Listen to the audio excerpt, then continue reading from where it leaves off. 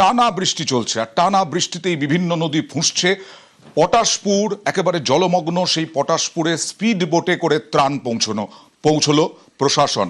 জলমগ্ন পটাশপুরে পৌঁছলো ত্রাণ, ফুঁসছে বাঘুই কেলেঘাই। সেচ মন্ত্রী নিজে গিয়ে ত্রাণ দিলেন। নদী লাগোয়া এলাকায় ঘর ছাড়া বহু, দুর্গম এলাকায় সেচ মন্ত্রী নিয়ে গেলেন ত্রাণ। পটাশপুরে বিভিন্ন জায়গায় তিনি পরিদর্শন করলেন, পরিস্থিতি বোঝার চেষ্টা করলেন।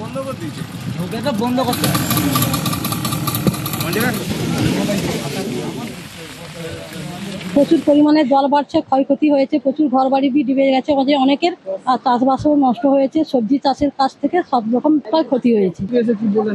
আমাদের পাশে দাঁড়াবে বা বন্যা ত্রাণ কিছু জন্য দিয়েছে, আবার আমাদেরকেও দেওয়ার জন্য সহযোগিতা করবে।